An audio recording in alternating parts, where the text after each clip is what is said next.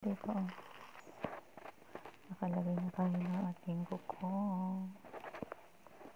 Nice ba guys? So guys, what's up? Welcome back to my channel. Ayan. Alam nyo na gagawin natin ngayon. Ayan. Lalagay tayo ng fake nails. So that kasi hindi tayo pwedeng maglagay ng cutex na hindi matatanggal. Ay, matanggal kasi may amo tayo eh. Mas maganda pa yung kuko natin sa amo natin. Kaya gagawin natin ngayon guys. Lalagay tayo ng fake nails. Madali lang naman siya ilagay. Dikit-dikit lang yan. Meron tayong ito. Ang tawag dyan? Pandikit. Unahin natin yung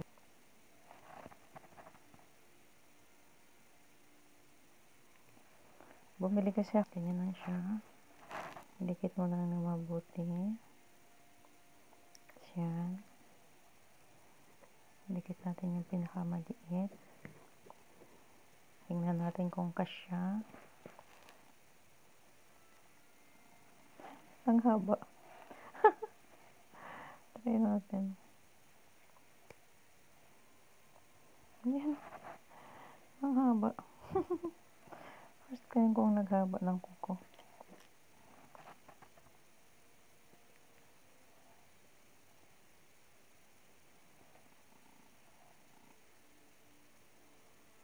Yan. Ilagay natin yung maliit. Kaloka. Ang haba naman. Tapos next. Ganun din lang yan.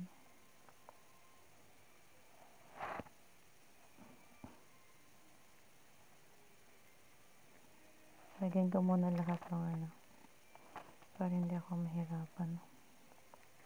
Kasi pag may ano na yan mamaya. Mahirap na. Mahaba na kasi masyado. Kaya lalagay ko muna lahat ng mga pandikit. Tapos tsaka ako tatapos.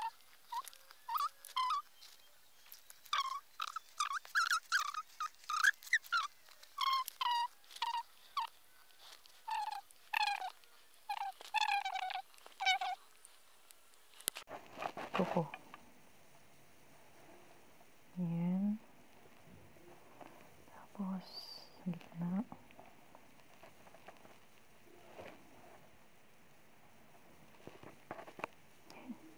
Ang haba masyado. Kaloka. But it's nice, no? So nice, no? Uy, grabe ay. Parang kuko ng witch.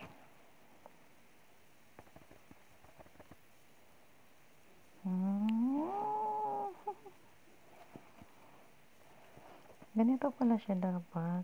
Madali siyang ilagay pa. Ganito pala. Then second ko is this one. Next, gitna. Ang gitna ako this one.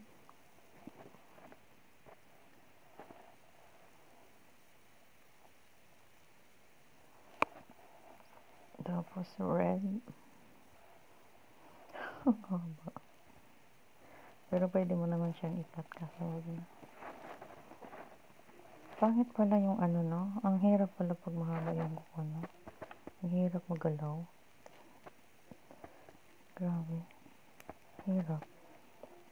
Kahit yung magsuklay ka, mahirap. Ayun na guys. Pwede mo siyang putulan. Pero, meron pa to dito. Yung mga dati ko. Dati to. Tingnan mo, ang hirap mag ano, pulot. Ang hirap magpulot pala pag mahabang kuko. Halos hindi mo siya mahawak. Ganito pala siya kahirap yung pag mahaba yung.